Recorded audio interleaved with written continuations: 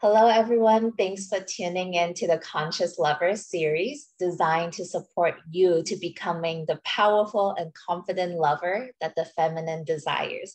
My name is Miko Lau, and I am a men's intimacy coach devoted to guiding men back to their hearts to reconnect to their masculine core and to create connections of true intimacy.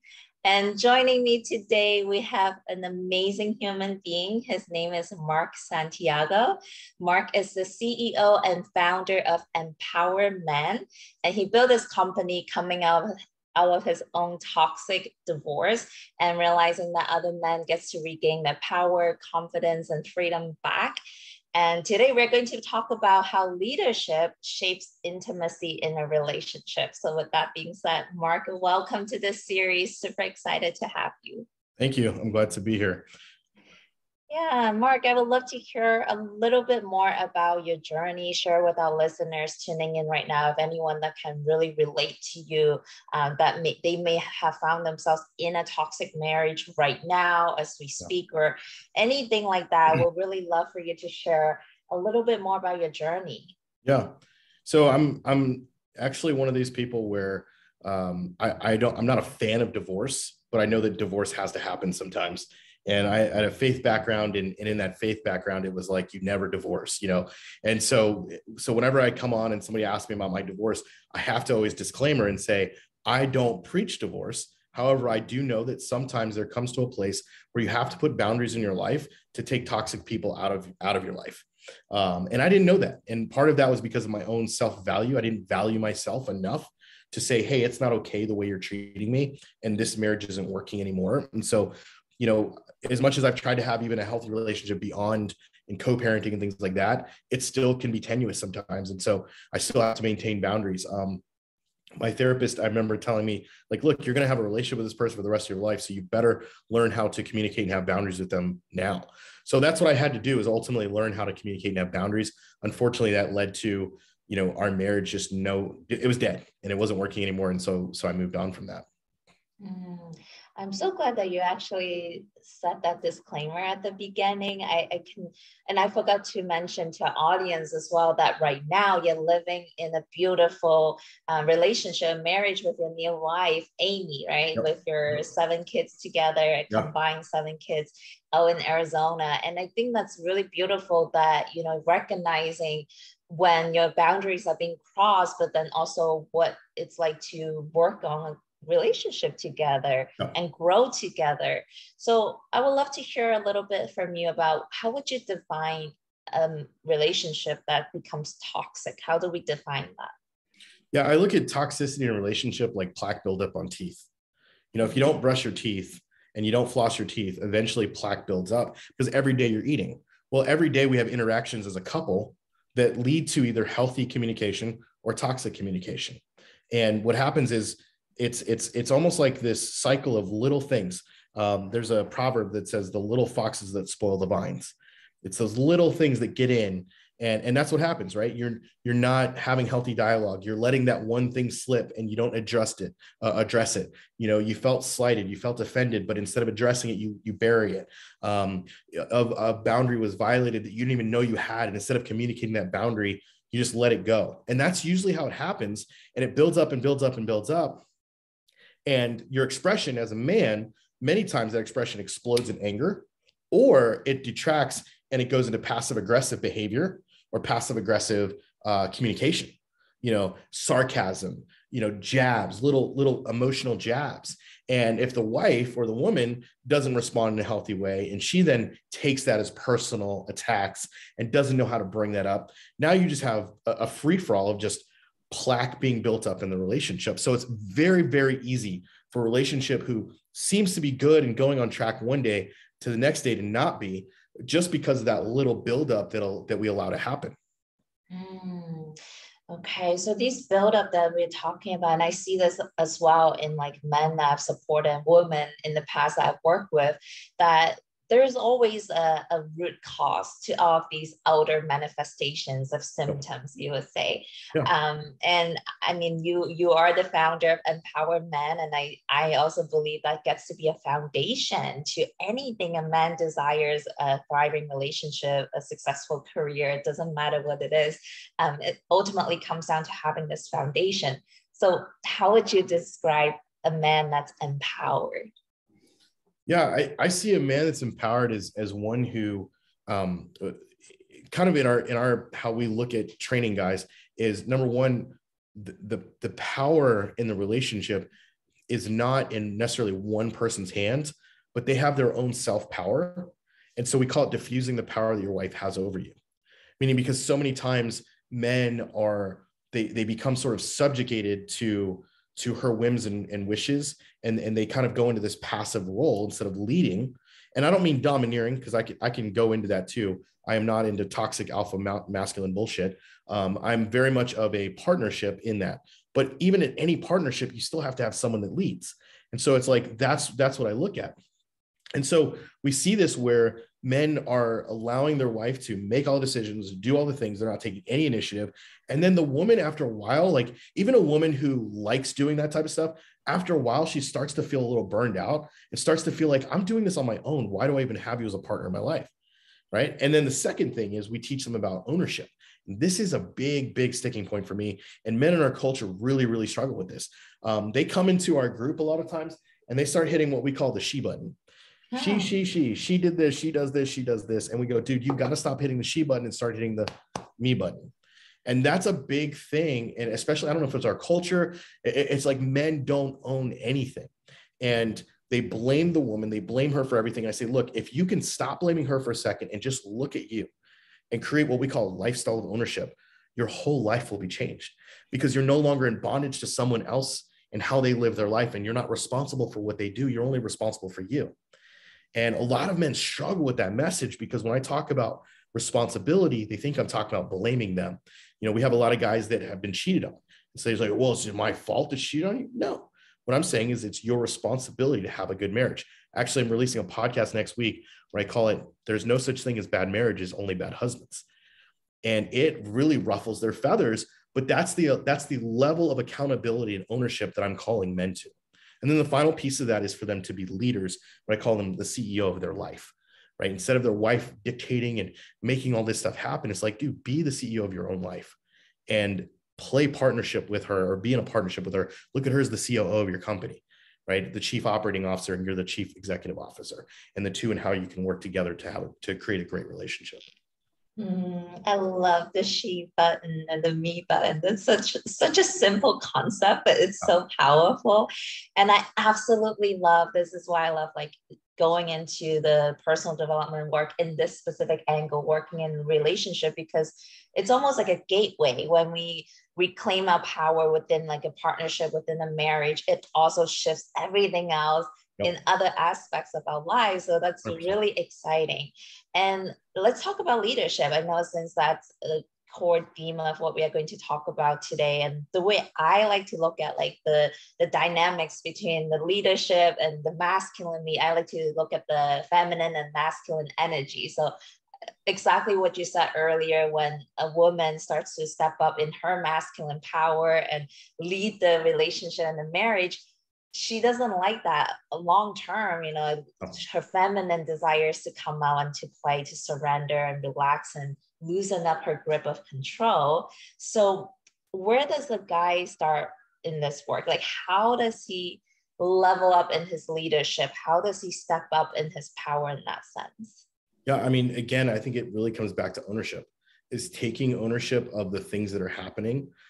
We have this mantra in our program that says, I am responsible. I'm responsible for my wins and my losses. I'm responsible for what's good and bad. I'm responsible for my life, no matter what's happening. And, you know, when I can get a guy to admit that, that's the leadership, right? Because women are so sick of men who won't take accountability. I mean, you can go look at our political leaders. You can look at our business leaders. They're full of men who are not taking responsibility, and our country suffers from it. And it doesn't matter what your political persuasion is. there on both sides of the aisle, there are men who are not taking account, and also women that are not taking account. But we're talking about men specifically. So a man who takes account and ownership for his own stuff starts to lead immediately. And we teach them that even in our core communication stuff, because we teach communication as a big part of our program in the beginning. And it's very like practical. And one of the things we teach is what we call the power triangle. And a power triangle is literally where you own your mistake, you tell what is the new boundary and how it's going to be. And when a guy does that, it asserts something in the woman and they're like, oh my gosh, okay, I hear you. You just admitted and owned a mistake, and you just owned how you're going to change it. And now you're going to do it. I'm excited to see this happen. You're not preaching at him like, oh, I'm going to change it, I promise. No, it's like, I'm just going to own what I did and I'm going to move forward. And this is how I plan to do it.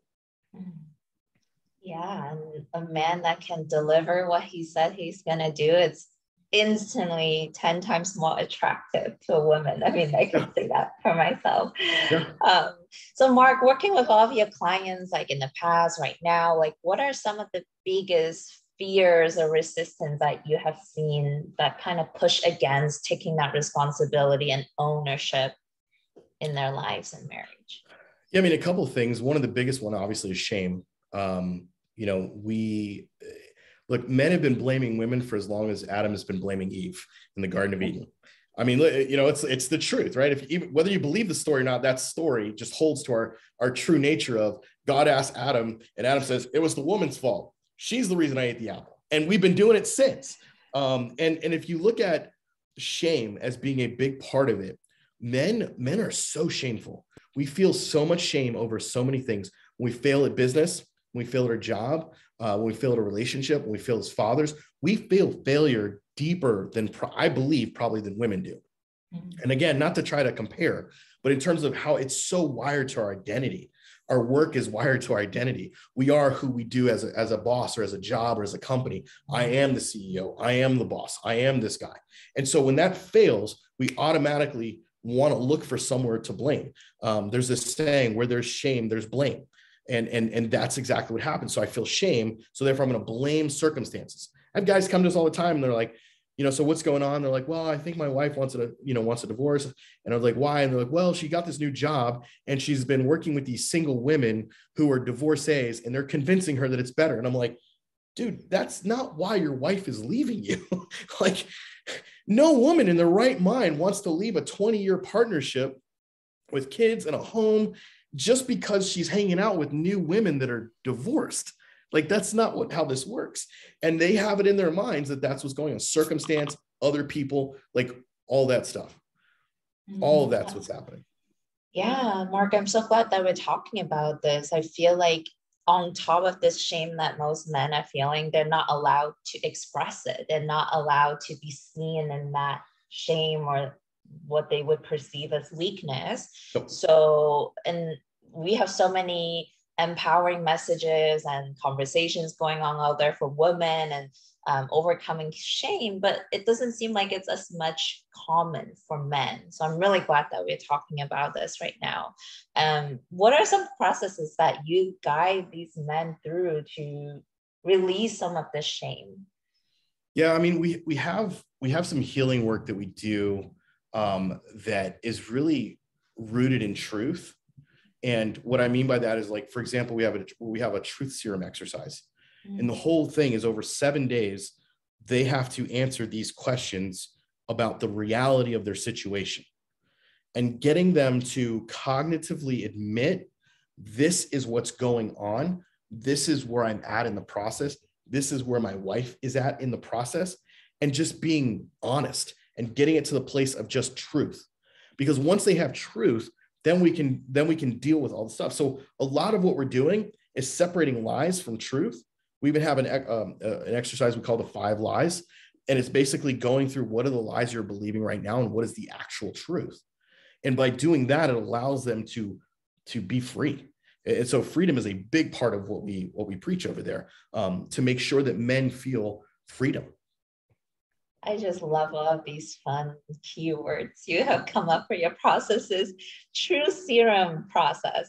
That's powerful. Yeah. I mean, I've also worked through a lot of things in my own life, like my own masculine energies within me that held a lot of shame, like specifically around money and abundance. And what I realized is that I am my own biggest shamer. You know, nobody else out there really cares about what I'm doing or what I'm not doing.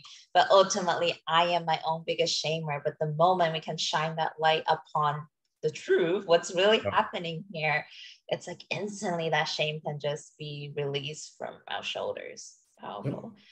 Yeah. So you mentioned freedom.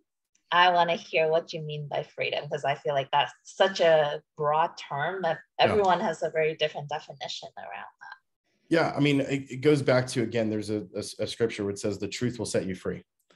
And if truth is in you, you know, your truth, right? The actual truth, though, is what needs to be happening. Too many people have a my truth, but there is a solid truth. And I'm talking more circumstantially. I'm not talking religion wise. I'm talking just in the circumstance of what you were going through. And so I think that the greater understanding of the truth of your situation and the truth of who you are, the truth of how you're showing up, all of that just becomes reality. And that reality can then be dealt with. Because if the truth of my situation is I wasn't a great husband and I didn't show up as a good leader, I can then deal with that truth more than I can deal with the truth of my wife cheating on me or leaving me or whatever. Because none of that is my responsibility. I am not responsible for her and what she does. I'm responsible for me and what I do and how I led the relationship. So if I start to come to this place of truth and recognize, oh man, I was a bad husband. And every time she would communicate to me about something going on, I tried to fix it instead of hear her. That was bad communication skills. I can own that. So now that I can own it, I can do something about it. And when I can do something about it, I don't feel like a victim. I feel like a victor. And this is the areas that we deal with, because so many men just feel like victims because of their circumstance or situations. But that victim is just literally a mindset and a mentality that they've been wearing for their whole life. And people have told them, oh, people will coddle them. Oh, it's not your fault. Your wife cheated on you and you were a great husband and all these things. And like, people don't know he was actually an asshole, right? Like we deal with narcissistic personality in a lot of what we do. And those guys usually don't make it with us because they start to realize they have to own and have empathy, and they can't. They have literally no ability to have empathy for their wife and what they put them through. And they go, well, but she's the one who did this. And they use their moral high ground as the thing. And it's like, yeah, but you also treated her this way. Regardless of what she did, how did you treat her? And how did you show up? And how did you nurture the relationship? And a lot of them will go, well, I never cheated and I provided for her. And I'm like, dude, that's like basic tenets of the marriage. That's basic tenets of a relationship. What did you value? What value did you add to the relationship? How did you nurture her as a woman? How did you support her in her goals and her dreams and her desires? How did you do those things? Because that's, to me, what real relationship is about. It's not just give me sex, give me ego, give me power. Oh, she's beautiful. And everyone look at your beautiful wife. And it just makes my ego big, versus how did I serve her? How did I support her? How did I love her? Yeah, and what you receive in return from the woman that is being so supported by you, it's like a million times, you know, totally amazing. And you get it's a dynamics that support and empower each other when it's going in a healthy way. And Mark, I just love how practical like all of your teachings are. It's very like tangible. It's not so esoteric or abstract. I can really feel everything that you stand by, that you live, all of your values. It's so practical to everyday situations. So, and I'm glad that we got a taste of that today. So final question, as we're about to wrap up soon. I'm curious, what does being a conscious lover mean to you? It's kind of an interesting term. I don't think I've ever heard that before, but what comes to mind is awareness and being super mindful of your partner and aware of their needs. And also at the same time, your needs. Because I think it's super important that we don't just get into a mode of like, how do I serve? How do I serve? How do I serve? But hey, here's my needs. And I'm important enough to share those with you. I value you enough for me to share those with you. And that becomes the symbiotic relationship. I mean, because that's really what we're talking about here, is this beautiful male, female, relationship dynamic where both parties can be honest and vulnerable. We're like physically naked, but a lot of people don't know how to be emotionally naked. We're more comfortable with physical nakedness now than we are emotional nakedness, which is kind of a flip for how our culture used to be. And so because of that, we go to sex in a unhealthy way. So meaning like sex becomes the cover for our lack of emotional connection. And so we use sex to do that. And therefore we never have true emotional connection. So being consciously lovers to me is the whole thing. It's physical, but it's also emotional awareness of both your needs and her needs coming together. Thank you so much for sharing that. My intention with this entire series is leaving it completely up to every single listener that are tuning in. They get to define what being a conscious lover means to them. And I feel like today's conversation definitely added a key component, an ingredient to what makes a man being a conscious lover, which being empowered and taking ownership and responsibility. Those are all key pillars to being that. So, Mark, if our listeners would love to stay connected with you and continue to learn from you and study from you, how can they find you? Yeah, I would say the easiest thing is I have a podcast called Empowered AF. I'm on every channel you can think of. Spotify. I haven't had a Joe Rogan thing happen yet, so I'm still on there. Yeah, hopefully I don't get censored. Spotify, Apple, Empowered AF. You can also go to our Facebook group. It's free. empoweredman.co/group. That's an easy way to get connected with a lot of what we do. But all the main training stuff is in our podcast. And then obviously we have different like products and stuff that we can get connected with too. So.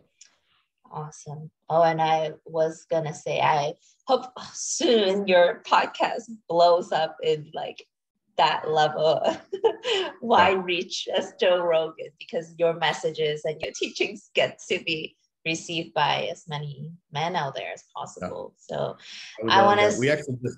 I was gonna say we just changed. We have now AF 2.0 is what we call it, and we have added some components to it where I do like a little rant in the beginning, so it's like a real fiery, passionate, then a training, and then we do what we call the bourbon moment. So if you ever want to hear a bunch of guys drinking bourbon talking about tattoos, manscaping, all those things, like that's part of Empowered AF 2.0, because I wanted people to see a different side of me instead of just like a really like hard, like stop being a bitch, kind of side. I wanted them to see I have a fun side as well. But yeah, that's my little plug for our new podcast update. I love that. That's so fun. It makes it so much more personable and relatable. So I'm excited that's coming out. And Mark, I want to say thank you on behalf of everyone that's tuning in, that will tune in later. Thank you so much for having walked down the path on your own and now like teaching other men to overcoming toxic partnerships and creating ones that are amazing and happy and joyful. So thank you so much. And I also want to say thank you to everyone that dedicated some time to tune in today and learning how to become a conscious lover, because I believe that lives inside every single man out there. So thank you, everyone. And until next time, cannot wait to see you again. Bye. Thank you.